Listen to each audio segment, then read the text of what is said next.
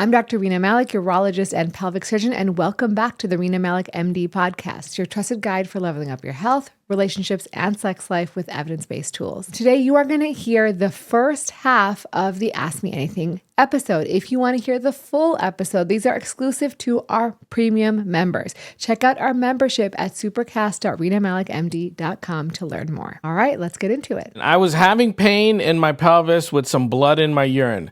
Was getting treated by my primary care physician for repeat UTIs, is what they told me.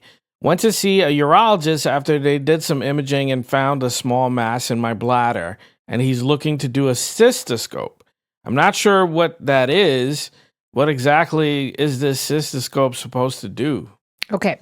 So I'm so glad you asked this question because blood in the urine is a serious issue. And very often in women in particular, it gets dismissed as recurrent urinary tract infections. And so in fact, there's actually data that shows that women are diagnosed much later than men when it comes to things like bladder cancer, which is a very serious condition that is found when you work up blood in the urine. Fortunately, it's a very small number of people who we find that have bladder cancer, like less than 5% when you look at all the people who come in with blood in the urine, but it is a disease that needs to be evaluated quickly and treated expeditiously because if it's delayed, people have worse outcomes in terms of survivability after getting treated for cancer. I'm really glad that she brought this up because I think it's important for women who are getting recurrent UTIs and are having bleeding to ensure they really are having UTIs and it's not something else. So what's going on? When you have blood in the urine, there's a specific workup we do. And the workup includes making sure you don't have an infection. So we'll send your urine for a urine culture and also doing an evaluation with imaging. Typically that's a CT scan with contrast and without contrast and a delayed image. Basically it's multiple pictures of the kidneys and the bladder to see if there's any masses or kidney stones or other abnormalities that might be causing the bleeding, or an ultrasound if you're really low risk. And lastly, it's a cystoscopy.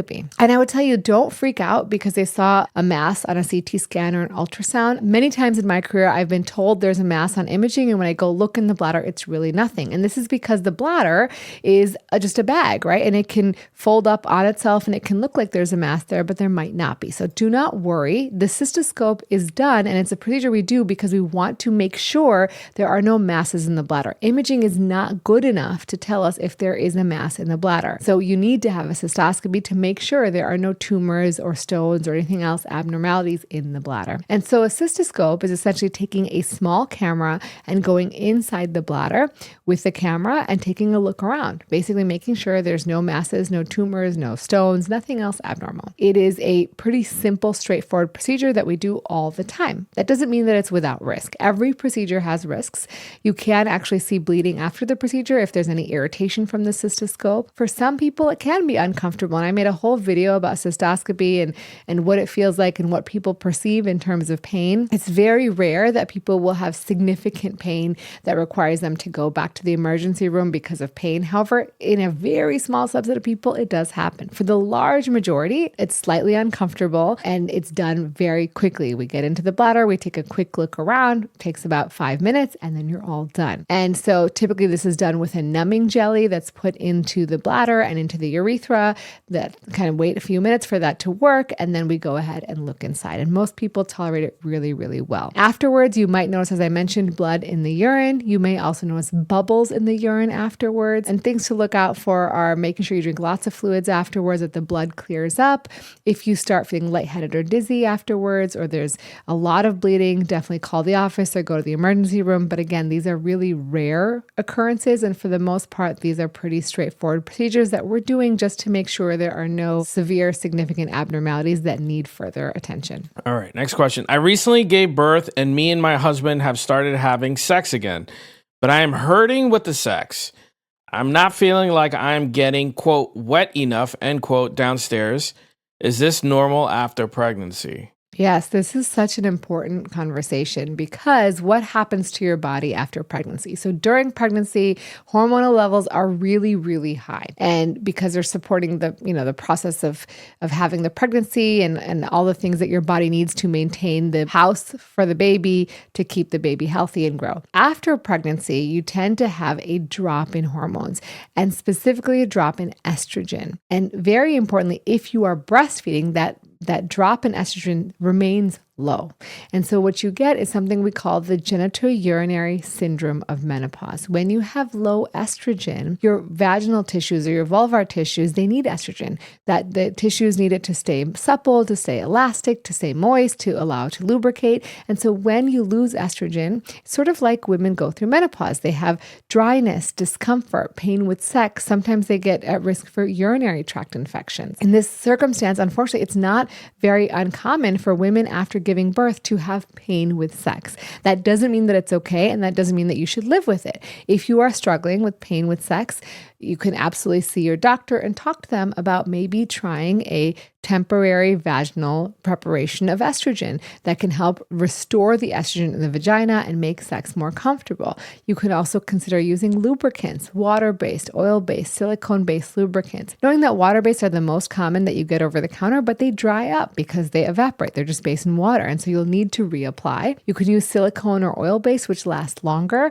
but some people have sensitivities to one or the other. So make sure to check it out and try them out always away from your genitals before you put them on your genitals, and try to get ones that have sort of the least number of ingredients, that don't have things that are more irritating. Sometimes the heating lubricants or the flavored lubricants or those things can have extra sort of ingredients in them that can be irritating. So try starting with simple ones. You can also use vaginal moisturizers. So vaginal moisturizers are similar to moisturizers that we use on our face. You apply them internally in the vagina and rub it in like lotion, the same thing that you would do with a vaginal estrogen preparation. And it essentially moisturizes the tissue, just like you moisturize your skin on your face. And this can help with comfort as well.